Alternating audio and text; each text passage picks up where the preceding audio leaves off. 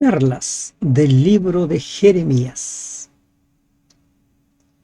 En la Biblia encontramos dos tipos de promesas o profecías, algunas condicionales y algunas no condicionales. Por ejemplo, la segunda venida de Cristo no es condicional. La primera venida de Cristo no fue condicional. Se cumplió el tiempo y vino. Cuando se cumpla el tiempo, Cristo vendrá. Pero las promesas condicionales se cumplen cuando se dan las condiciones a favor o en contra. Buen día.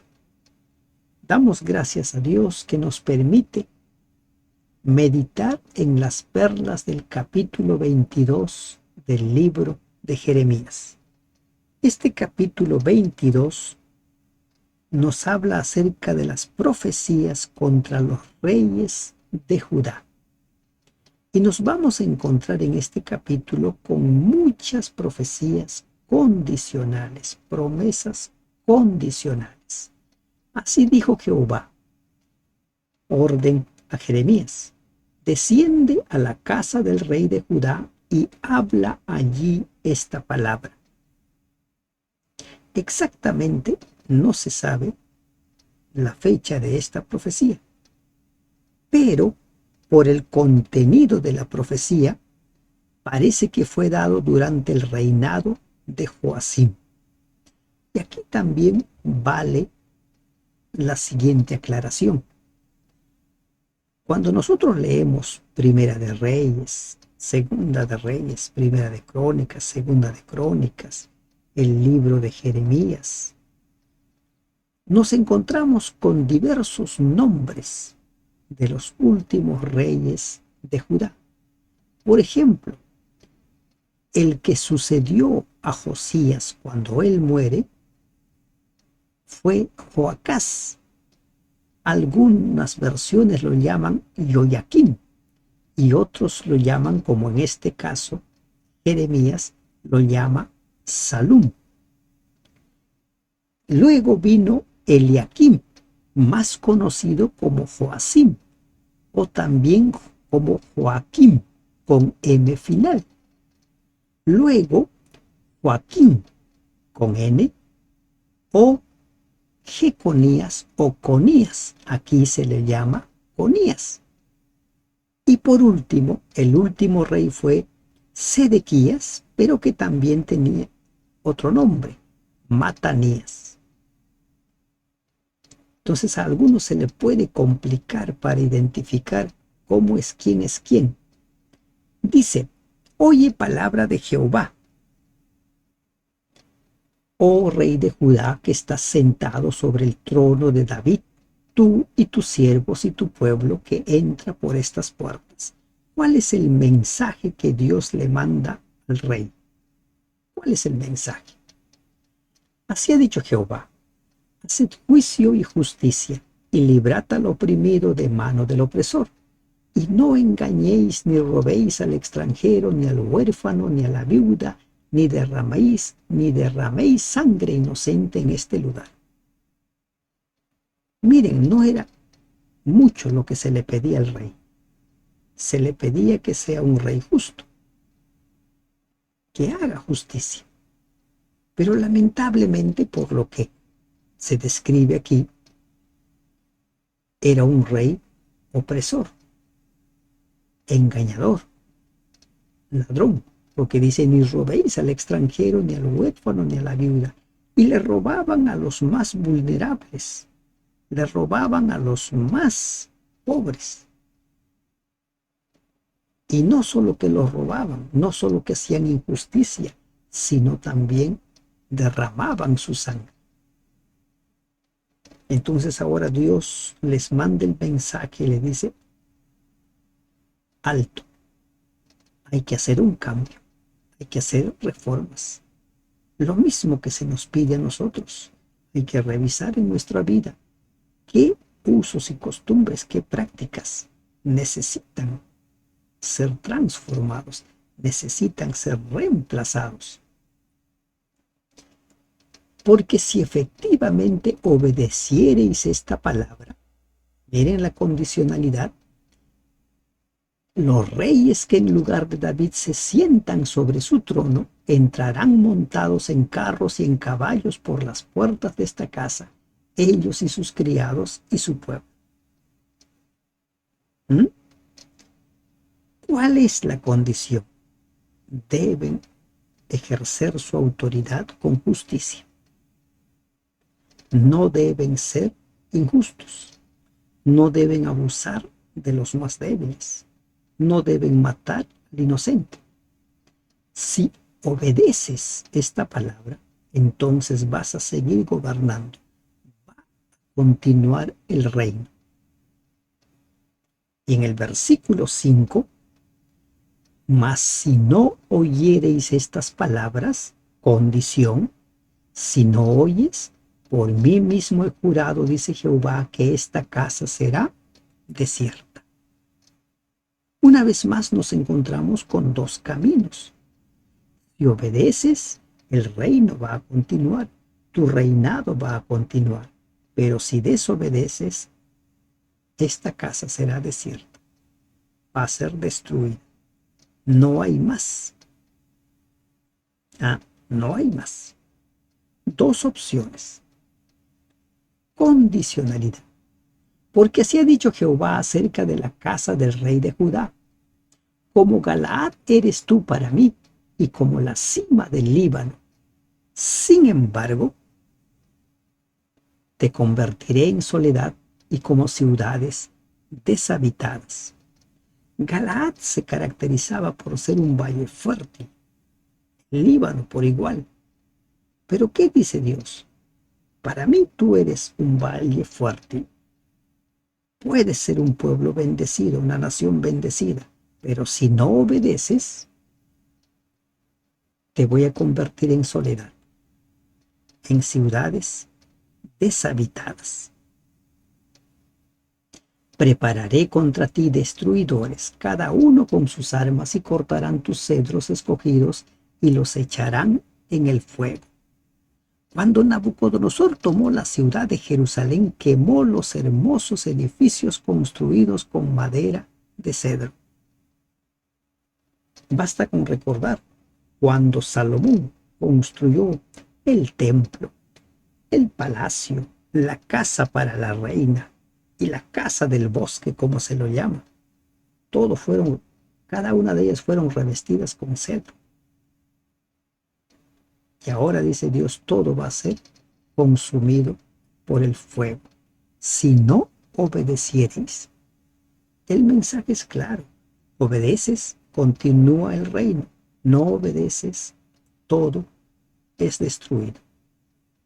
En nuestra vida sucede lo mismo. Obedecemos, vivimos en comunión con Dios y nos preparamos para el reino eterno de Dios. No obedecemos, estamos desechados.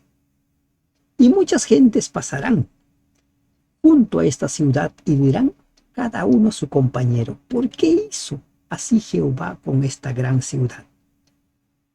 La pregunta, el asombro de la gente, ¿por qué un pueblo que se situó aquí con la ayuda de su Dios, y ahora por qué Dios los ha destruido de esa manera? ¿Y cuál sería la respuesta? Porque dejaron el pacto de Jehová su Dios y adoraron dioses ajenos y le sirvieron. Dejaron el pacto. Deuteronomio 29, 24 al 26 nos habla del pacto. El pacto que hacía de Israel un pueblo especial de Dios, que ese pacto fue quebrantado por el pueblo, no por el Señor. ¿Y cuál es el pacto? Dios nuestro Dios, nosotros su pueblo. Lo rompieron y se fueron a adorar dioses ajenos. El pacto hoy en día es el mismo. Dios nuestro Dios, nosotros su pueblo. Y posiblemente también con nuestros usos y costumbres estemos rompiendo ese pacto. No lloréis al muerto, ni de él os condoláis, llorad amargamente por el que se va, porque no volverá jamás ni verá la tierra donde nació. El muerto era Josías, el piadoso rey de Judá, para quien Jeremías había compuesto una solemne lamentación. Josías fue muy respetado y querido por su pueblo, el cual lamentó profundamente su muerte prematura.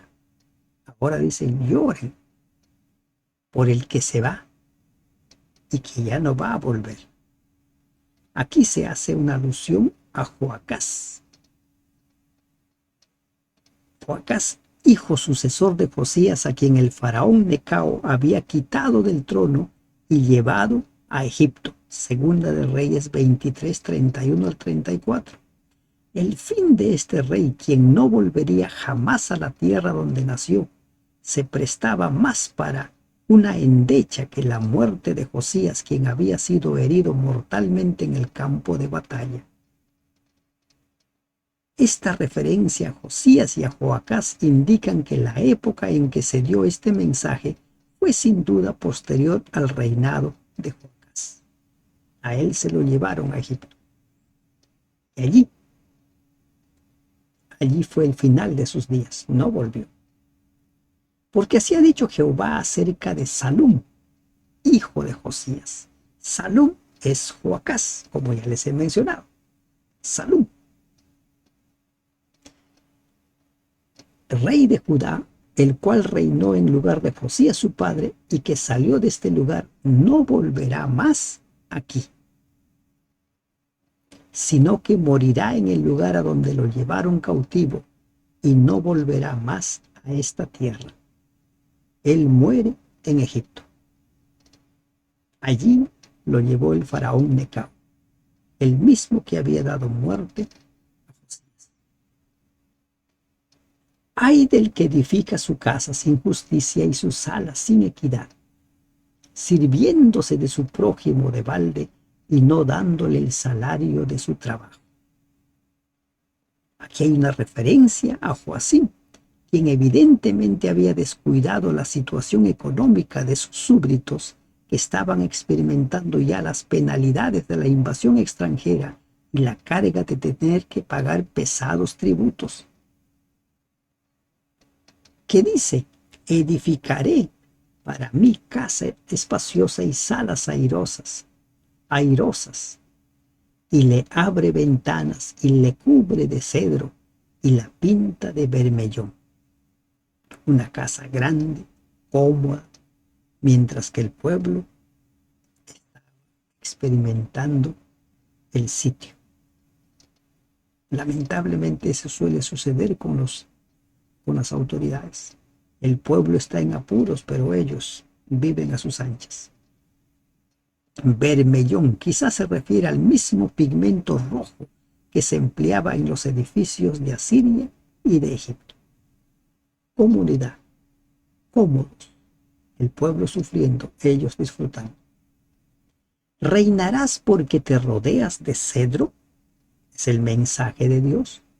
¿No comió y bebió tu padre e hizo justicia, juicio y justicia, y entonces le fue bien? Tu padre se refiere aquí a Josías, padre de Joacim, quien vivió una vida normal, equilibrada, de juicio y justicia. La suya fue una grandeza interior que sobrepasó en mucho la gloria exterior de los palacios de Joacim. Se puede ser un buen jefe, se puede ser una buena autoridad sin abusar. Y trae mayores beneficios.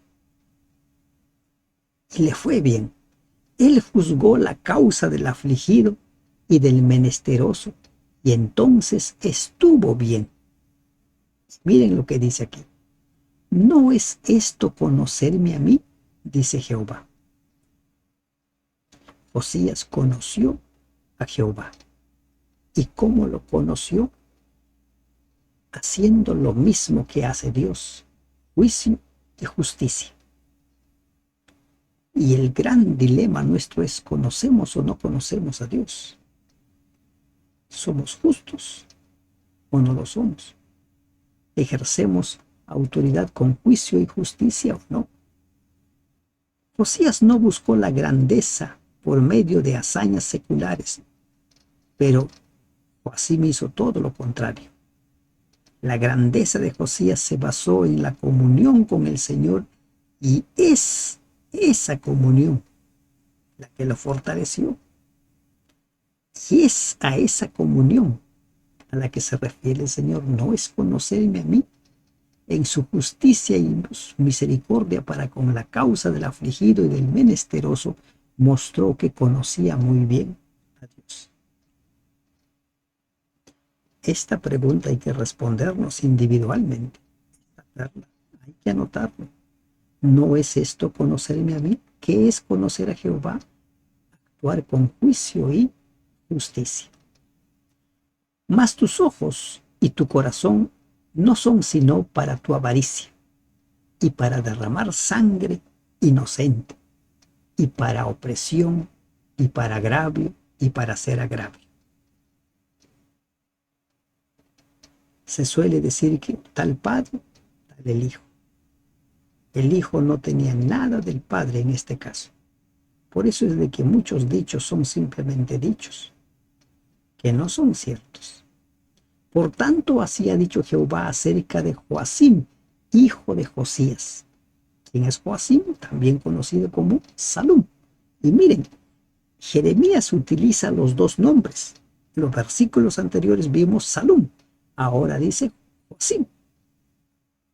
Entonces alguno puede decir, son personajes distintos. No, es el mismo. Acerca de Joacim, hijo de Josías, rey de Judá, no lo llorarán, diciendo, ay hermano mío, y ay hermana, ni lo lamentarán, diciendo, ay Señor, ay su grandeza. En sepultura de asno será enterrado, arrastrándole y echándole fuera de las puertas de Jerusalén. Disculpen, vale la corrección aquí. Aquí ya se está hablando de Joacim, el que sucedió a Joacás, Salum. ¿Sí? Correcto. Joacás es Salum. Joacim es el que sucede. Joacim fue puesto en el trono por el faraón Necao. Y este hombre también tendría un triste final, no sería sepultado. En sepultura de asno será enterrado, lo arrastrarían. El ejército babilonio lo sacó arrastrando y lo echaron fuera de las puertas de Jerusalén. Entonces vale la aclaración. Joacás es Salum. Joacim también es conocido como Eliakim. Quizás usted se encuentre con ese nombre. Triste final, porque no cumplió con lo que Dios le pidió que haga. Sube al Líbano y clama, y en Basán da tu voz y grita hacia todas partes, porque todos tus enamorados son destruidos. Todos. Y miren aquí una vez más, se empieza o se repite el idioma de una relación de pareja. Todos tus enamorados son destruidos. Aquellas naciones como Asiria y Egipto con las cuales Judá había hecho alianza, a ellos se les llama los enamorados. La completa destrucción se llevó a cabo cuando el ejército del faraón Necao fue derrotado por Nabucodonosor en Carquemis. Jeremías 46:2. Carquemis fue una batalla decisiva que cambió el curso de la historia, marcó la hegemonía del imperio babilonio. Te he hablado en tus prosperidades, mas dijiste, no oiré. Este fue tu camino desde tu juventud, que nunca oíste mi voz. Nunca quiso escuchar Jerusalén. Reyes tras reyes. Muy pocos reyes fueron piadosos. Siempre la respuesta a la invitación era, no voy a oír. No, yo sé lo que hago. Como solemos decir nosotros, yo sé lo que hago. Yo sé perfectamente lo que estoy haciendo. Yo sé perfectamente lo que voy a decidir. Cuidado. Escucha la voz de Dios. A todos tus pastores pastoreará el viento y tus enamorados irán en cautiverio Entonces te avergonzarás y te confundirás a causa de toda tu maldad. A todos tus pastores, todos llevados al exilio. Habitaste en el Líbano, hiciste tu nido en los cedros. ¿Cómo gemirás cuando te vinieren dolores? Dolor como de mujer de parto, como de mujer que está de parto.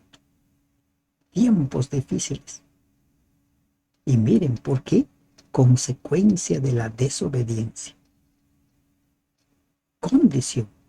Si obedecieres, el reino continúa. Si desobedeces, todo es destruido. Vivo yo, dice Jehová, que si Conías, hijo de Joacim, rey de Judá, fuera anillo en mi mano derecha, aún de allí te arrancaría. Ahora se está hablando ya del sucesor de Joacim, Joaquín. Joaquín es Conías. En Segunda de Reyes vamos a encontrar como Joaquín. Aquí se le llama Conías. Vivo yo, dice Jehová, que si Conías, hijo de Joacim, rey de Judá, fuera anillo en mi mano derecha, aún de allí te arrancaría.